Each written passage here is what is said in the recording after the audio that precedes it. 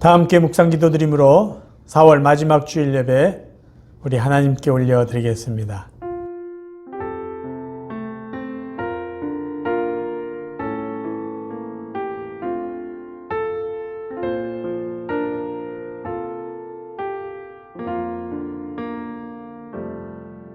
여호와여, 나는 가난하고 궁핍하오니 주의 귀를 기울여 내게 응답하소서. 나는 경건하오니 내 영혼을 보전하소서. 내 주 하나님이여, 주를 의지하는 종을 구원하소서. 주여, 내게 은혜를 베푸소서. 내가 종일 주께 부르짖나이다. 주여, 내 영혼이 주를 우러러보오니 주여, 내 영혼을 기쁘게 하소서. 아멘. 하나님 우리 아버지, 오늘도 사랑하는 성도들이 하나님을 예배합니다. 하나님을 찬양합니다. 하나님, 이 예배를 기쁘게 받아주시고 오늘도 성령 하나님, 사랑하는 성도들의 영혼을 만족시켜 주옵소서. 예수 그리스도의 이름으로 기도하옵나이다. 아멘.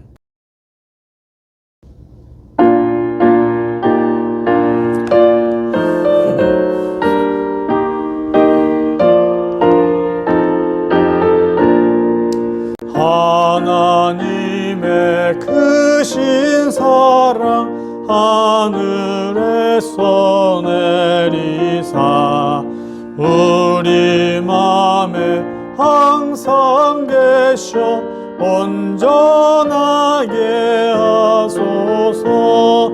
우리 주는 자비하사 사랑 무한하시니 두려워서 떠는 자를 구원하여 주소서.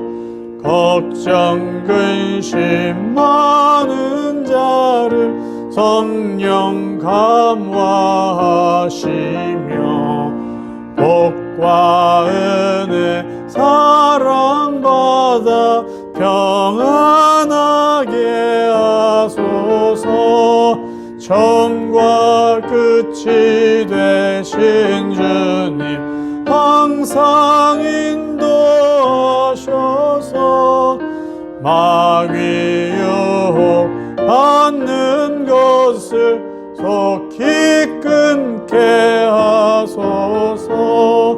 전능하신 아버지여, 주의 능력 주시고 우리 맘에 임하셔서 떠나가지 마소서.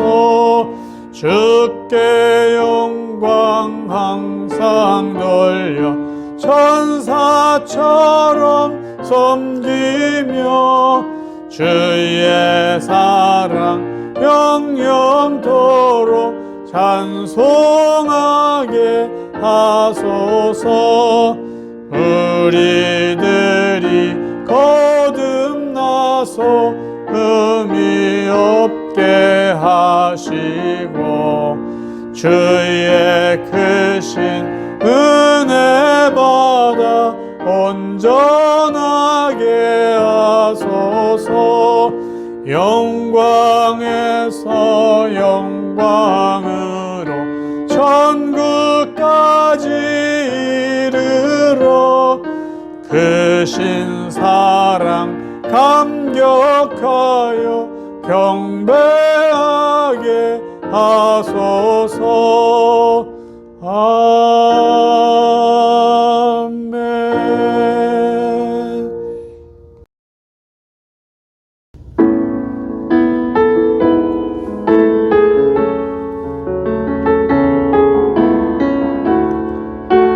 복음성가 주 은혜의 힘을 나는 믿네 같이 합니다. 주 나의 모습 보네 상한 나의 맘 보시네. 주 나의 눈물 안에 홀로 울던 맘 세상 소망 다 사라져가도 주의 사랑은 끝이 없으니 살아가는 이 모든 순간이 주의 힘을 나는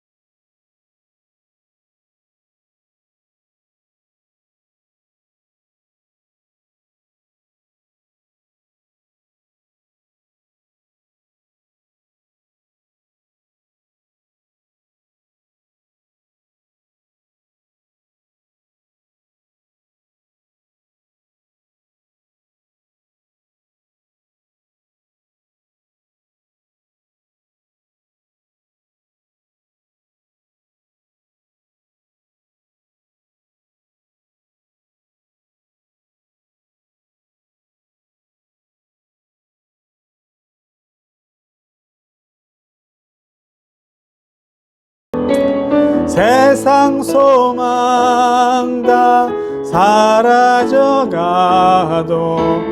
주의 사랑은 끝이 없으니 살아가는 이 모든 순간이 주의 힘을 나는 믿네. 아멘. 전능하사 천지를 만드신 하나님 아버지를 내가 믿사오며 그 외아들 우리 주 예수 그리스도를 믿사오니 이는 성령으로 잉태하사 동정녀 마리아에게 나시고 본디오 빌라도에게 고난을 받으사 십자가에 못 박혀 죽으시고 장사한 지 사흘 만에 죽은 자 가운데서 다시 살아나시며 하늘에 오르사 전능하신 하나님 우편에 앉아 계시다가 저리로서 산자와 죽은 자를 심판하러 오시리라. 성령을 믿사오며 거룩한 공회와 성도가 서로 교통하는 것과 죄를 사하여 주신 것과 몸이 사는 것과 영원히 사는 것을 믿사옵나이다. 아멘. 살아계신 우리의 아버지 하나님, 오늘도 사랑하는 성도들이 한 마음으로 하나님께 예배할 수 있는 은혜와 믿음을 허락해 주심을 감사드립니다. 오늘도 저희 모두의 예배를 기쁘게 받아주시고 이 시간 하나님의 예배하는 모든 성도들을 하나님의 말씀으로 축복하여 주시고 성령의 위로하심으로 함께하여 주옵소서. 이 시간 성도들의 가정을 위해서 기도드립니다. 하나님, 저희 모두의 가정을 성삼위 하나님께서 두 손들어 축복하여 주옵소서. 성도들의 가정이 오직 하나님만을 섬기는 믿음의 가정이 되게 하옵소서. 부부간의 사랑과 신뢰가 회복되게 하여 주시고 이전보다 서로를 더 이해하고 관심을 갖고 이전보다 더 성숙한 마음으로 서로를 존경하며 도와주며 섬기며 살아가는 귀한 가정들, 귀한 부부들 되게 하여 주옵소서. 서로의 잘못을 지적하기보다는 서로의 허물을 감싸주고 부족함을 서로가 채워가는 그러한 부부가 되게 하여 주옵소서. 연로하신 부모님들의 건강을 지켜주시고 자녀들의 삶 가운데 때에 맞는 은혜를 덧입혀 주시기를 간절히 기도합니다. 자녀들의 직장, 결혼 등 그들의 앞날을 하나님께서 예비해 두신 은혜와 복으로 인도하여 주옵소서. 성도들이 마음을 다하여 기도하는 자녀들을 위한 그 귀한 기도, 또 손주들을 위한 기도 하나님 축복하여 주시고 귀하고 놀랍게 응답하여 주옵소서. 하나님 아버지, 이제 다음 주일부터 우리 모두가 예배실에 모여서 대면 예배를 드립니다.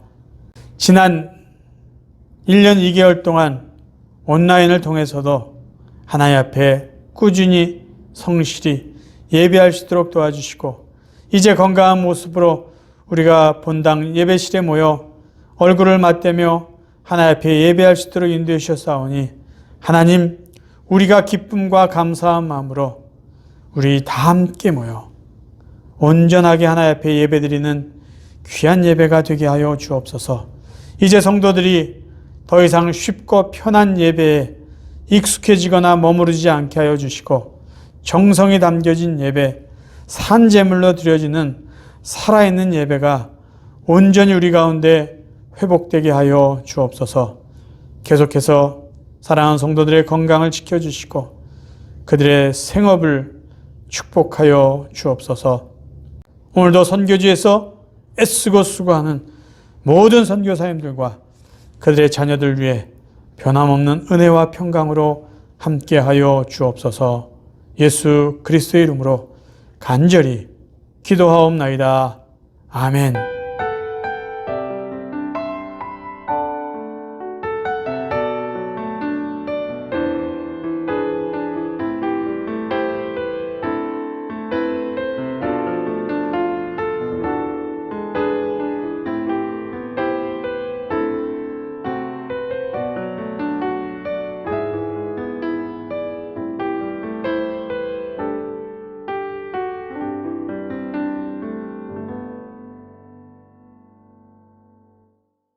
교회 소식 같이 나눕니다. 대면 예배 안내입니다. 지난주에도 알려드린 대로 다음 주일 5월 2일 첫 주일부터 대면 예배 드립니다. 이곳에 모여서 서로 얼굴을 맞대고 정말 마음껏 찬양하면서 이 본당에서 예배 드리도록 하겠습니다. 1부 예배는 주일 아침 오전 8시고요. 2부 예배는 오전 11시입니다. 성도님들 좋은 시간에 8시든 11시든 오셔서 예배 드리길 바랍니다. 그리고 따로 점심 식사는 준비하지 않고요. 간단한 우리 차와 다과 정도 준비해서 우리 교회 앞에서 간단하게 교제하고 헤어지는 시간 헤어지도록 하겠습니다. 그 대신 온라인 예배는 없습니다. 온라인 예배는 따로 준비하지 않고요.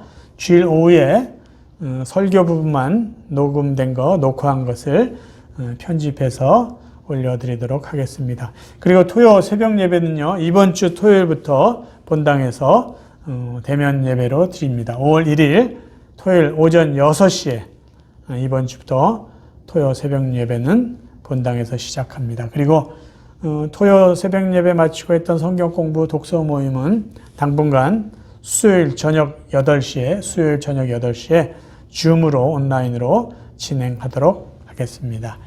우리 구약 성경 통독하기로 또 지난주부터 시작했는데 우리 끝까지 잘 참여해 주시면 고맙겠습니다. 그리고 매일 저녁 8시에 우리 중보기도 우리 한마음으로 계속해서 힘써 주시기 바랍니다. 이제 우리 하나님 말씀 나누시겠습니다. 오늘 함께 나누실 하나님의 말씀은 마가복음 10장 1절에서 9절까지입니다.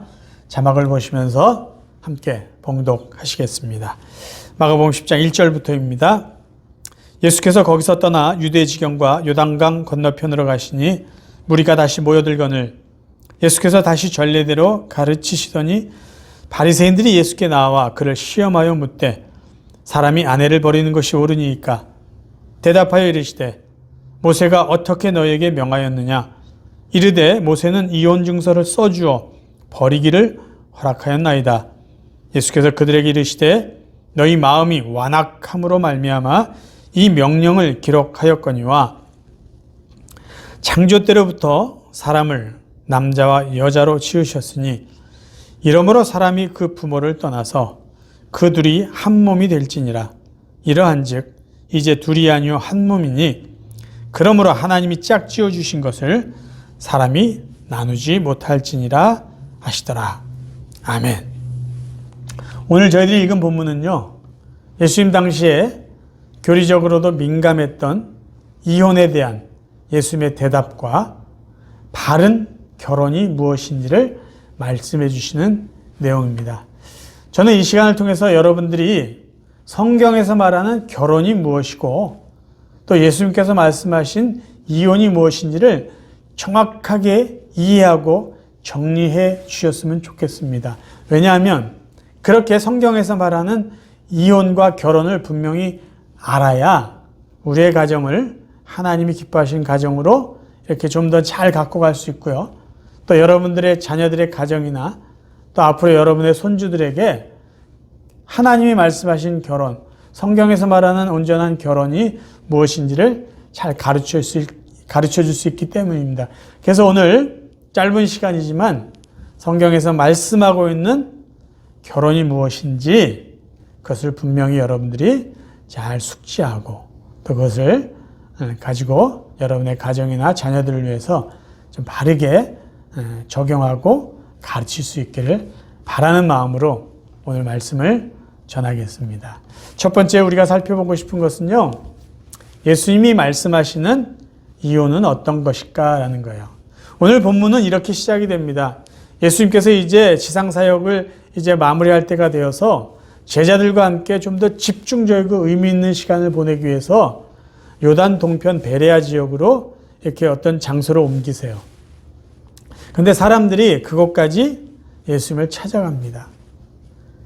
그래서 예수님은요, 당신을 찾아온 그 무리들을 위해서 예전과 같이요, 그들에게 하나님 나라의 복음을 가르쳐 주십니다. 그런데 그때 바리새인들이 예수님을 굳이 찾아와서 예수님을 시험하기 위해서 이혼에 대한 질문을 해요. 당신은 남편이 아내를 버리는 것이 옳다고 생각합니까? 좀 더 정리해서 표현하면요, 당신은 이혼이 옳다고 생각하냐라는 질문이에요. 이 질문이 왜 예수님을 시험하는 질문이냐 하면은 그 당시에도요, 이혼을 반대하는 쪽과 이혼을 찬성하는 그런 사람들로 나누어져 있습니다. 예수님이 그래 나는 이혼을 찬성해 라고 하면 이혼을 반대하는 사람들에게 또 논란이 될 수도 있기 때문이에요. 그런 어떤 시험을 하기 위한 바리새인들의 의도를 아시는 예수님께서 바리새인들에게 반문을 하세요. 모세의 율법에는 어떻게 말씀하고 있느냐, 무엇이라고 말씀하냐라고 물어보죠. 그러자 바리새인들은 자신 있게 모세는 이혼 증서만 써주기만 하면은 언제든지 아내를 버릴 수 있다고 했다라고 말해요. 자, 본문을 한번 읽어봅니다. 마가복음 10장 4절이요. 이르되 모세는 이혼 증서를 써주어 버리기를 허락하였나이다. 지금 바리새인들이 말하고 있는 이 부분은요, 구약성경 신명기 24장 1절의 말을 그들이 이렇게 인용한 것입니다.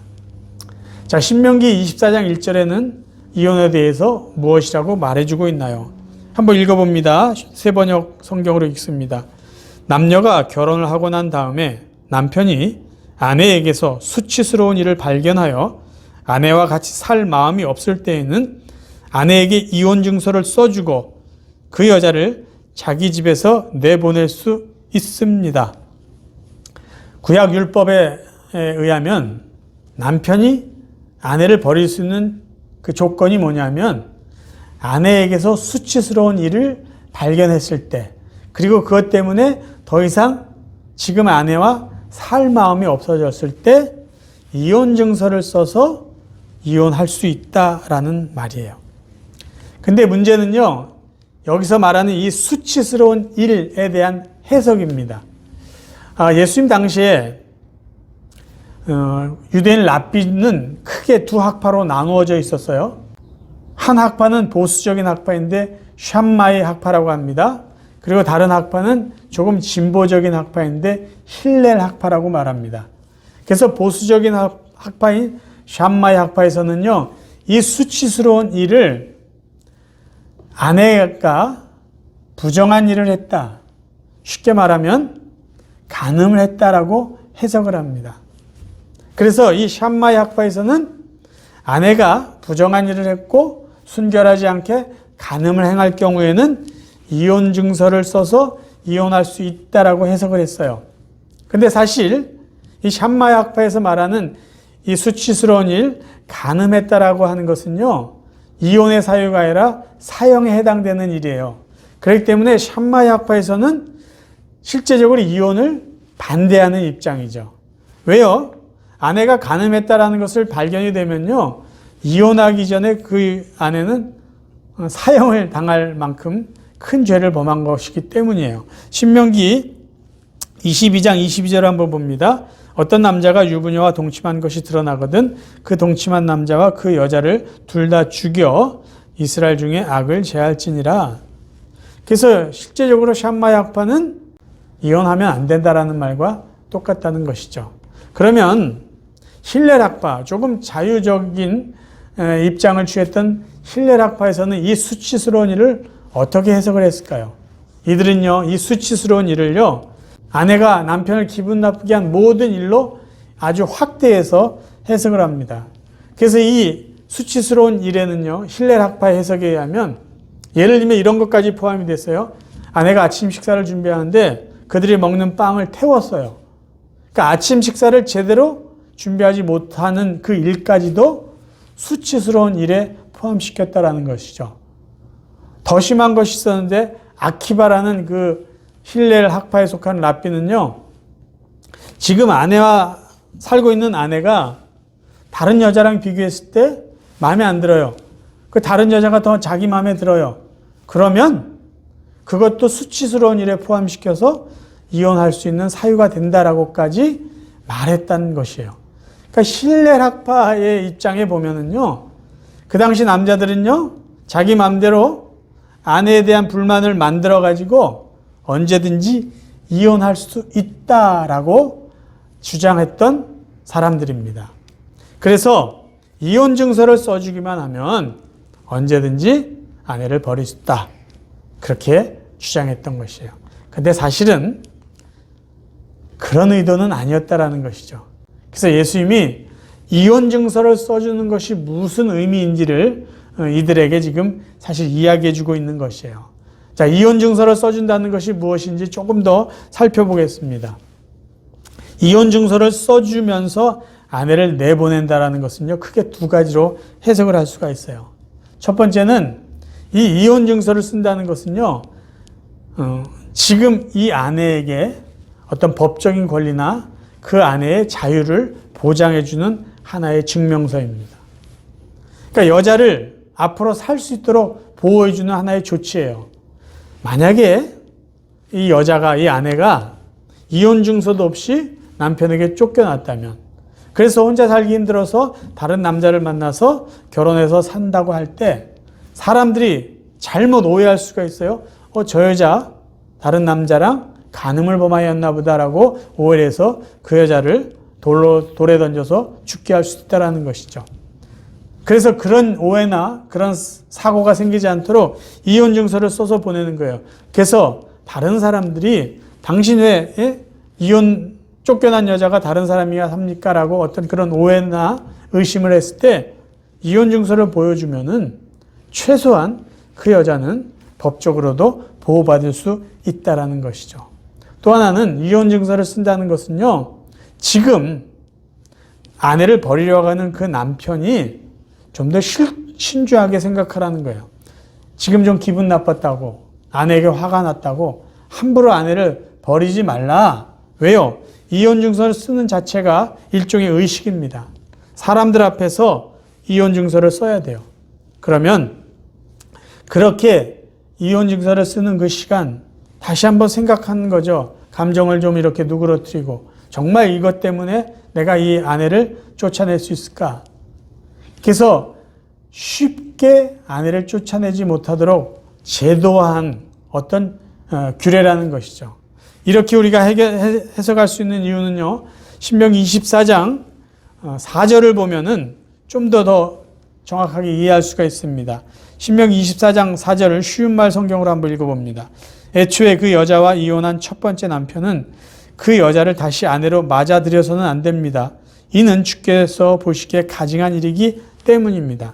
그러니까 율법에는 어떤 조항을 만들어 놨냐면, 당신이 아내를 쫓아내고 다른 여자랑 살다가 이 여자도 마음에 안 들어요. 생각해 보니까 자기 첫 번째 아내가 정말 좋은 여자였다라는 것을 알고 다시 그 여자를 데려오지 못하게 했다라는 것이에요. 이 말은 지금 당신이 아내를 쫓아내려고 한다면 신중하게 생각해라. 정말 감정이 아닌 그런 것인지를 신중하게 생각하고 결정하라라는 그런 의도예요. 그래서 이혼 증서를 쓰게 했다는 것이죠. 그래서 예수님이 말씀하시고자 하는 것, 모세가 이혼 증서를 써서 아내를 내보낼 수 있다라는 말은 너희들 맘대로 기분 나쁜다고 맘대로 아내를 버리지 못하게 한 것이지, 그리고 정말 이혼하고 싶다면 그 아내가 살 수 있을 정도로 최소한 법적으로 보호해주고 살 길을 열어주라는 의도인 것이야. 너희들 맘대로 종이 쪼가리 하나 썼다고 여자를 버릴 수 있다라는 그런 말이 아니야. 그래서 예수님이 본문에서 이렇게 말씀하세요. 마가복음 10장 5절. 예수께서 그들에게 이르시되 너희 마음이 완악함으로 말미암아 이 명령, 이혼 증서를 쓰라라는 것을 했다라는 것이에요. 그러면 예수님이 생각하시는 이혼은 어떤 것일까요? 예수님이 이혼에 대해서 어떻게 생각하고 계실까요? 마태복음 5장 한번 살펴봅니다. 마태복음 5장 31절. 누구든지 아내와 이혼한 사람은 이혼 증서를 주어야 한다라는 계명을 너희가 들었다. 그러나 내가 너에게 말한다. 음행한 경우에 자기 아내와 이혼하는 사람은 아내로 하여금 간음하게 하는 것이다. 이혼한 여자와 결혼하는 사람도 간음하는 것이다. 예수님은요, 간음한 것 외에는요, 이혼하지 말라고, 이혼을 신중하게 생각하는 것이에요. 왜요? 그렇게 이혼하는 것은 간음의 죄를 범하는 것과 같기 때문이라는 것이에요. 그래서 예수님은요, 이혼하지 말라. 가능한 한 이혼하지 말라라고 말씀하고 계십니다. 자, 그러면 예수님께서 말씀하시는 결혼은 어떤 것일까요? 사실 이 본문에서는요, 예수님이 말씀하시고자 하는 주제는 이혼이 아니라 바른 결혼입니다. 바리새인들은 이혼의 문제를 예수께 물어봤지만 사실 예수님의 대답은요, 바른 결혼을 한다면 이혼에 이르지 않게 된다라는 말씀을 하고 계신 것이에요. 그게 바로 6절부터 기록되어 있습니다. 다시 한번 읽어보겠습니다. 창조 때로부터 사람을 남자와 여자로 지으셨으니 이러므로 사람이 그 부모를 떠나서 그 둘이 한 몸이 될지니라. 그러한즉 이제 둘이 아니요 한 몸이니 그러므로 하나님이 짝지어 주신 것을 사람이 나누지 못할지니라 하시더라. 9절에 보면은 예수님께서 이런 말씀하세요. 바른 결혼을 하면 그 결혼은 사람이 나눌 수 없다는 거예요. 자, 그러니까 쉽게 말하면 결혼이 바르게 되면은요, 이혼할 수 없다라는 말씀이에요. 좀 더 살펴볼까요? 사람이 나누지 못하는 그런 결혼은 어떤 결혼일까요? 자, 예수님이 지금 말씀하신 대로 사람이 나누지 못하는 그런 바른 결혼이 되기 위해서는요, 최소한 두 가지 조건이 맞아야 됩니다. 첫 번째 조건은요, 하나님이 짝지어 주신 결혼이어야 되고요. 두 번째 조건은요, 부모를 떠난 남녀의 결혼이어야 됩니다. 먼저 결혼이요, 하나님이 짝지어 준 두 사람의 만남이라면요, 절대로 사람이 나눌 수도 없고 나누려고 하지도 않는다라는 말씀이에요. 여러분 생각해 보세요. 여러분이 지금 살고 있는 배우자가 내가 하나님 앞에 기도해서 응답받은 배우자라는 분명한 확신이 있다면, 우리 두 사람은 하나님이 만나게 해주셔서 이렇게 결혼하게 됐고 이렇게 살게 되었다라는 그런 분명한 믿음의 고백과 감사가 있다면요, 여러분의 결혼이, 여러분의 남편과 아내가 여러분의 어떤 의도로 해서 갈라질 수 있을까요? 그럴 수가 없어요. 절대 깨어질 수 없다는 것이에요. 왜요? 아니, 하나님이 우리를 만나게 하시고 우리를 이렇게 부부되게 하셨는데 어떻게 감히 우리가 기분 나쁘다고 화가 난다고 갈라설 수 있겠습니까? 제가 가끔 부부 상담을 해보면요, 이런 말을 하는 분이 있어요. 화가 나서 말하는 거예요. 목사님, 솔직히 저는 지금 당장 저 사람과 헤어지고 싶어요. 근데 성경에서 이혼하지 말라고 했으니까 제가 지금 이혼하지 않고 참고 있습니다.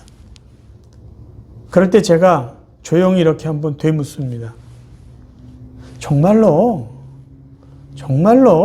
당신이 지금 배우자와 결혼할 때 그 사람은 하나님께서 나에게 주신 배우자라는 확신을 갖고 결혼했습니까? 정말 지금 내 아내가, 지금 내 남편이 하나님께서 만나게 해주신 그런 사람이라는 확신이 있다면요, 비록 결혼 생활을 하면서 조금 오해가 있고 가끔 갈등이 생기고 힘든 일이 있을지라도요, 절대로 헤어지려고 하지 않는다라는 것이에요. 그게 지금 예수님이 말씀하신, 하나님이 짝지어 주셨다면은요, 그 결혼은 사람이 나눌 수 없다라는 말씀이에요. 그 다음에요, 사람이 나눌 수 없는 결혼, 바른 결혼은요, 부모를 떠난 남자와 여자의 결혼이어야 합니다. 우리가 알듯이 부모를 떠났다는 말은요, 어떤 물리적인, 거리적인 떠남을 의미하는 것이 아니에요. 정신적인, 심리적인, 더 나아가 경제적인 떠남을 의미합니다. 무슨 말일까요? 내 스스로 생각하고 판단하고 결정할 수 있을 만큼 성숙한 사람이 결혼해야 된다는 거예요. 스스로 설 수 있는 한 남자, 스스로 설 수 있는 한 여자가 만나서 결합하는 것이 바른 결혼이라는 말씀입니다. 자기가 판단할 수 없고 결정할 수도 없는 그런 부족한 사람이 어떻게 좋아하니까 그냥 어떻게 살아보자, 그런 결혼은 문제가 될 수밖에 없어요. 비록 내가 완벽한 사람은 아니지만, 그래 나는 부모를 떠나서 스스로 살아갈 수 있어, 그런 한 사람이요, 그런 한 남자가, 그런 한 여자가 만나서 시작하는 것이 바른 결혼이라는 것이에요. 그저 감정이 끌려서, 그저 좋아서, 같이 있고 싶어서, 그래 우리 같이 결혼하자, 그렇게 살자, 그런 결혼은요, 올바른 시작이 될 수 없다라는 말씀이에요. 이 말은요, 바른 결혼은요, 한 남자 한 여자 각자가 온전히 준비되어져야 된다라는 말씀이에요. 준비되어지지 않은 결혼은요, 나눠질 수 있는 확률이 높을 수밖에 없습니다. 저희 가정이 지난 1월부터 강아지를 키우기 시작했어요. 사실 오래전부터 아이들은 강아지를 키우자라고 이야기를 했지만 조금 이렇게 미뤘습니다. 이 핑계 저 핑계 대고. 근데 결국 이제 지난 1월부터 강아지를 키우게 됐는데, 사실 이미 저희 큰 아이들은요, 강아지를 어떻게 키워야 되는지 인터넷을 통해서 이미 공부해오고 준비해왔어요. 그리고 주위 친구들도 강아지를 키우는 친구들이 많이 있으니까 이미 강아지를 어떻게 키워야 되는지 기본적인 지식들이 있더라고요. 강아지의 종류에 대해서도 많이 알고요. 무엇을 먹여야 되고 무엇을 먹이면 안 되는지, 배변 훈련을 어떻게 해야 되는지 굉장히 많이 이미 알고 준비해 오고 있었어요. 그리고 강아지를 데려와서도요, 수시로 궁금한 거 있으면 인터넷 검색을 해서 배워보고요, 또 친구들에게 물어보고, 그래서 강아지를 잘 키우고 있습니다.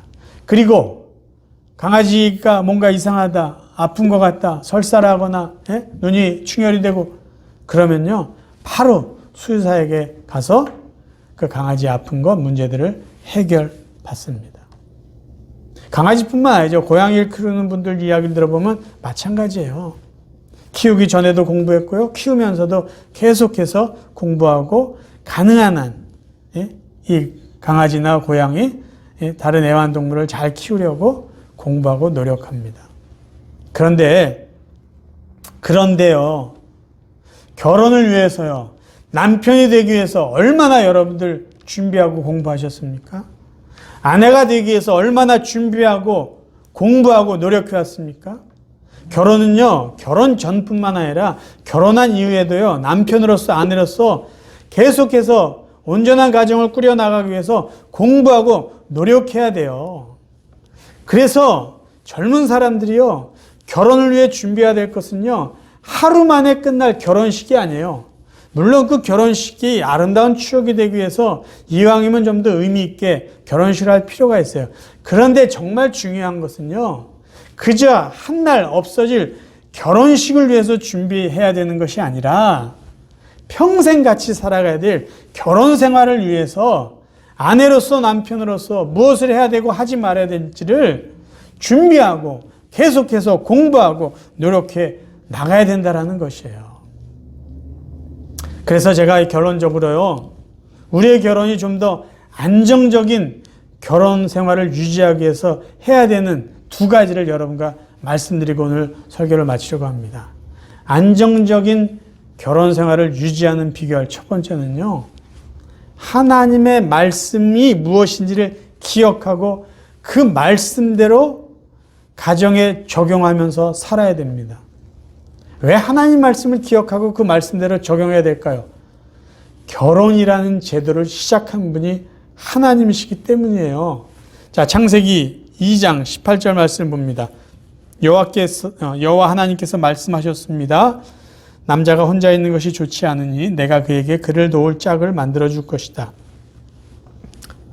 결혼 제도를 시작한 분이 하나님이기 때문에 그 제도를 시작하신 하나님이 무엇을 말씀하셨는지, 그 결혼 생활, 그 가정을 유지할 수 있는 그 원칙과 비결을 하나님이 가장 잘 아시기 때문이에요.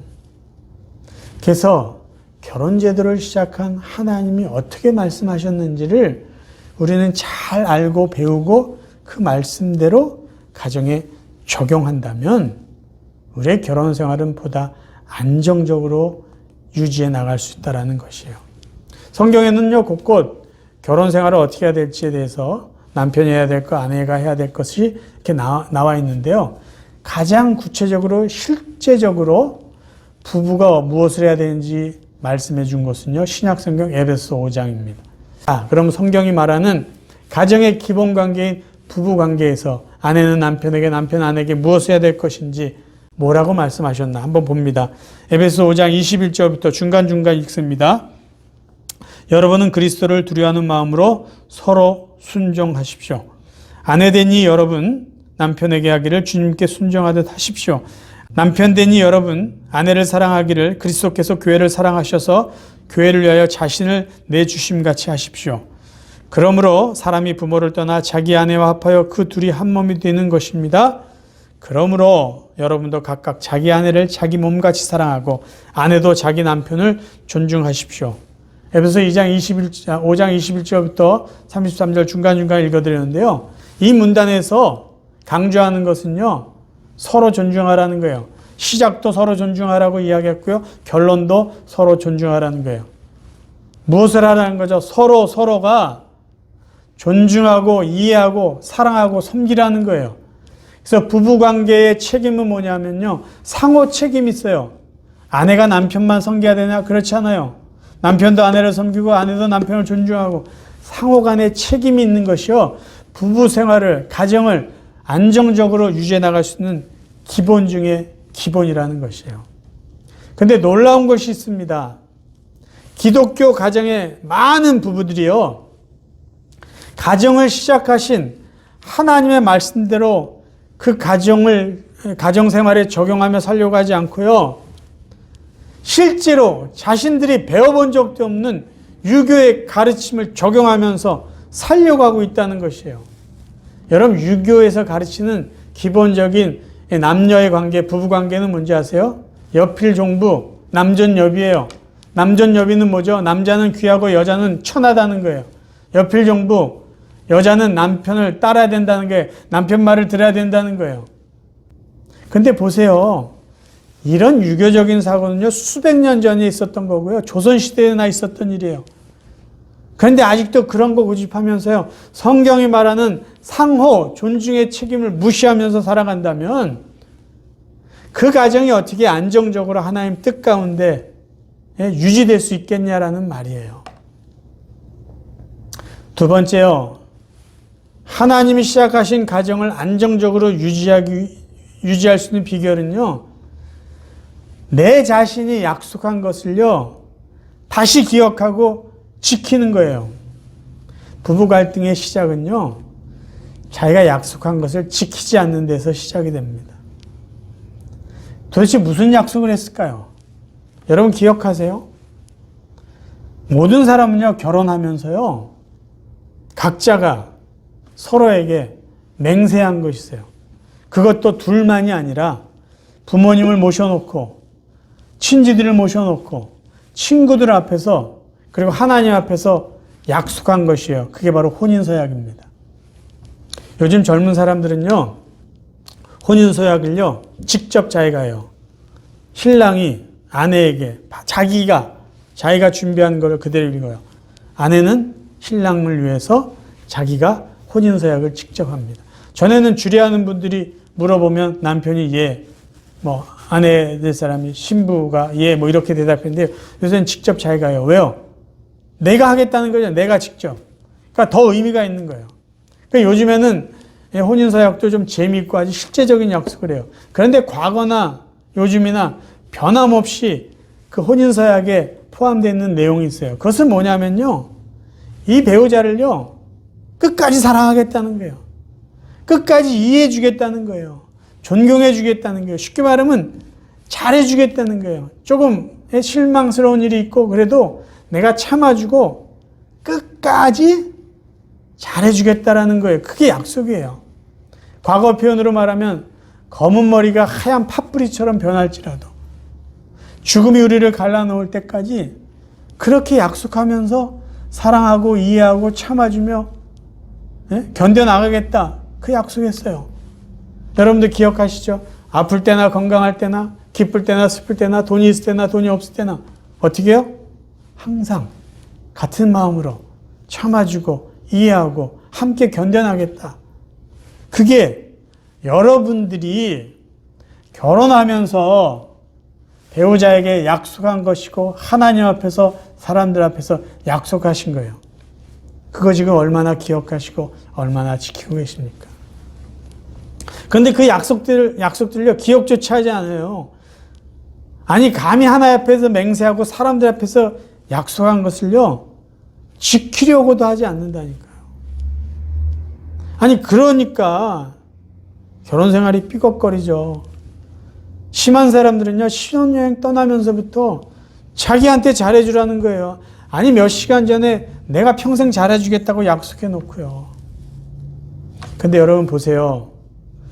혼인서약한 그 내용들이 이미 오래전에 성경에 기록된 사랑과 그 사랑의 속성과 전혀 다르지 않다라는 것이에요. 우리가 잘 아는 고린도전서 13장 4절부터 제가 읽어드립니다. 사랑은 오래 참고 사랑은 온유하며 시기하지 아니하며 사랑은 자랑하지 아니하며 교만하지 아니하며 무례히 행하지 아니하며 자기의 유익을 구하지 아니하며 성내지 아니하며 악한 것을 생각하지 아니하며 불의를 기뻐하지 아니하며 진리와 함께 기뻐하고 모든 것을 참으며 모든 것을 믿으며 모든 것을 바라며 모든 것을 견디느니라. 사랑은 무례히 행하지 않는다고 그랬어요. 자기 유익을 구하지 않는다고 그랬어요.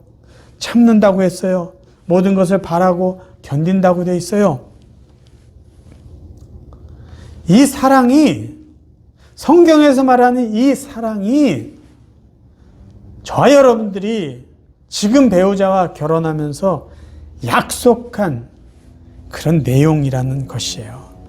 그래서 특별히 기독교인들이요 결혼 생활을 잘 갖고 가기 원한다면은 결혼 제도를 시작하신 하나님께서 말씀하신 그 말씀을 기억하고 그 말씀의 원칙대로 적용하면서 살 때 그것이 가능한 것이고요. 내 자신이 스스로 약속한 그것들을 잘 지키고 그렇게 노력해 나갈 때 그런 의지가 있을 때 우리의 결혼 생활은요 안정적이고 더 성숙하게 갖고 갈 수 있다라는 말씀입니다. 사랑하는 성도 여러분, 저희 주위에는요 정말 많이 노력하고 많이 참았는데도 불구하고 결국 헤어짐의 아픔을 겪은 그런 가정이 많이 있어요. 그런데요 그런 가정을 향해서요 그 누구도 그 아픔이 있는 사람들에게 돌을 던질 만큼 완벽한 완전한 가정생활하는 사람은 없습니다. 솔직히 우리 주위에는요 육체적으로는 헤어지지 않았을지라도요 이미 정신적으로 별거 상태에 있는 사람들도요 굉장히 많이 있어요. 그래서 저희들은요 그런 아픔과 상처가 있다고 해서 낙심하거나 부끄러워할 필요가 전혀 없습니다. 왜요? 그런 아픔과 상처는요 몇몇 가정에만 있는 일이 아니라 우리 모두의 아픔이고 우리의 모두의 이야기이기 때문이에요. 괜찮아요. 그럴 수 있어요. 그런데 중요한 것 하나는 꼭 기억했으면 좋겠어요. 우리 하나님 아버지는요, 우리가 아무리 많은 실수를 하고 실패를 했다 할지라도 여전히 우리를 사랑하시는 하나님 아버지세요. 그리고 하나님은 우리의 가정을 시작하셨기 때문에 우리가 이 가정을 회복하길 원하고, 나는 조금 실패했지만 우리 자녀들의 가정은 정말 더 아름답고 온전해지기를 원한다. 그래서 기도하고 노력한다면 하나님은요, 우리의 가정을 회복시켜 주실 것이고 우리의 자녀들의 가정을 더욱더 온전하게 축복해 주실 것입니다. 이것을 여러분 믿으시고 낙심하고 좌절하지 마시고 우리의 가정을 하나님 앞에 맡기며 하나님의 은혜가 있기를 여러분 하나님 앞에 기도하고 더욱더 노력해 나가시기를 바라요. 하나님은 우리 모두의 가정을 진심으로 축복하고 온전히 세워주기를 원하시는 분입니다. 그래서 이제 저와 여러분의 남은 삶은요, 그리고 여러분들의 자녀들의 남은 삶 위에, 여러분의 가정과 자녀들의 삶 위에 하나님의 때를 따라 도와주신 은혜, 회복과 위로 풍성하게 내려주시는 그 놀라운 변함없는 은혜가 항상 넘쳐나서 가정을 통해서 하나님 앞에 영광을 돌리고 가정을 통해서 그 천국의 기쁨을 맛보는 우리 복된 성도들 되시기를 주님의 이름으로 축원합니다. 기도하겠습니다. 하나님 우리 아버지, 우리에게 귀한 가정을 허락해 주심을 감사합니다.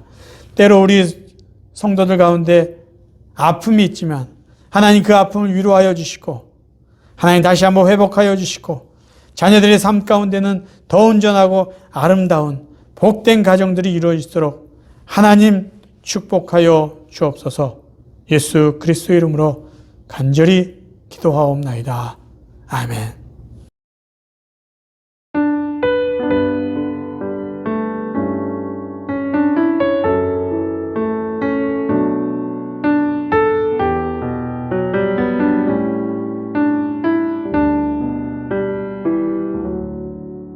헌금을 위해서 잠깐 기도하겠습니다.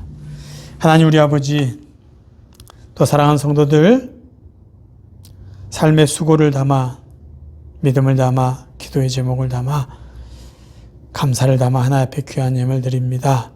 하나님 이 귀한 예물 기쁘게 받아주시고 다시 한번 하나의 은혜를 더하여 주옵소서. 특별히 우리 사랑하는 성도들의 가정을 하나님 위로하시고 회복하여 주시고 가장 필요한 은혜로 축복하여 주옵소서. 예수 그리스도 이름으로 감사하며 기도하옵나이다. 아멘. 새 찬송가 555장입니다. 저희 성도들은 처음 부르는 찬송인데 우리 가정을 위한 찬송인데 한번 우리 배워보는 마음으로 함께 찬송하십니다. 우리 주님 모신 가정 복되고도 복된 가정 괴로우나 즐거우나 주를 위해 살아가리. 온 식구가 모여 앉아 즐겁게 찬송하니 지금까지 지내온 것 주의 크신 은혜로다. 주의 자녀 모여 앉아 주께 기도드리오니 가족들의 건강함과 화목함을 주옵소서. 슬플 때의 위로함과 괴로울 때 평안함을 험한 험한 세상 살아갈 때 환난에서 구하소서. 주를 사모하는 가정 편치 않게 하시옵고, 이 가정에 주의 은혜 넘쳐나게 하옵소서. 사시사철 주의 사랑 강물같이 흘러넘쳐 따뜻하고 평화로운 보금자리 주옵소서. 아멘. 지금도 우리 주 예수 그리스도의 은혜와 아버지 하나님의 무한하신 사랑하심과 성령님의 감화감동 교제하심이 우리 사랑하는 성도들의 가정 위에, 자녀들의 가정 위에, 그리고 앞으로 이룰 자녀들의 가정, 후손들의 가정 위에, 그리고 흩어져 살고 있는 모든 친지들의 가정 위에, 그리고 땅끝까지 이르러 복음을 증거하는 선교사님들의 가정과 그곳에 있는 수많은 가정 위에 영원까지 함께 없기를 간절히 축원하옵나이다. 아멘.